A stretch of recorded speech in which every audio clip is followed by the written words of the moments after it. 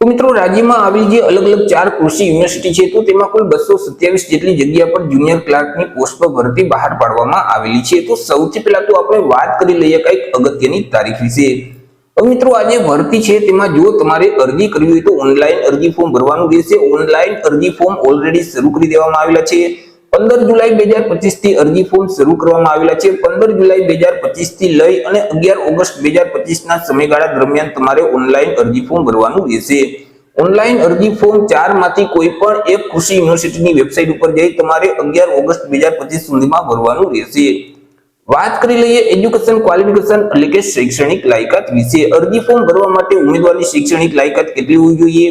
તો કે ઉમેદવારોએ કોઈ પણ સરકાર માન્ય યુનિવર્સિટીમાંથી કોઈ પણ વિદ્યા શાખામાંથી સ્નાતકની પરીક્ષા પાસ કરેલ હોવી જોઈએ, એટલે કે ઉમેદવારોએ ગ્રેજ્યુએશન કમ્પ્લીટ કરેલ હોવું જોઈએ।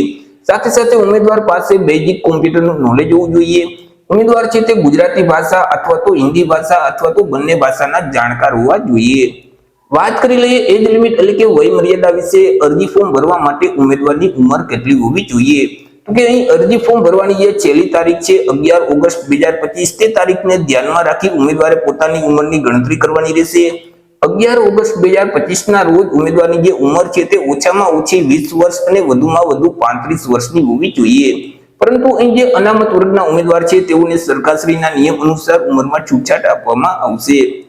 વાત કરી લઈએ પે સ્કેલ એટલે કે પગાર ધોરણ વિશે। ઉમેદવારને કયા પગાર ધોરણ મુજબ પગાર આપવામાં આવશે? તો ઉમેદવારોને પ્રથમ 5 વર્ષ સુધી તો ફિક્સ પગાર મળવા પાત્ર થશે। દર મહિને ₹26,000 ફિક્સ પગાર આપવામાં આવશે। 5 વર્ષ પૂરા થઈ જશે એટલે પે મેટ્રિક લેવલ 2 છે તે મુજબ ઉમેદવારોને પગાર મળવા પાત્ર થશે, એટલે કે ₹19,900 થી લઈ 63,200 નું જે પગાર ધોરણ છે તે મુજબ ઉમેદવારોને પગાર આપવામાં આવશે। વાત કરી લઈએ મિત્રો આપણે પરીક્ષા ફી વિશે એટલે કે અરજી ફી વિશે કે કયા ઉમેદવારોએ કેટલી અરજી ફી ભરવાની રહેશે।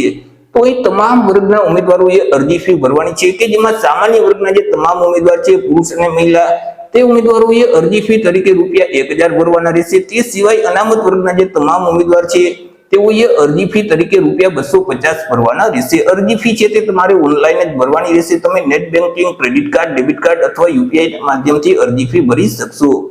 સિલેક્શન પ્રોસેસ વિશે વાત કરીએ તો અહીં જે ઉમેદવારનું સિલેક્શન છે તે અલગ અલગ 2 સ્પર્ધાત્મક પરીક્ષાના માધ્યમથી કરવામાં આવશે।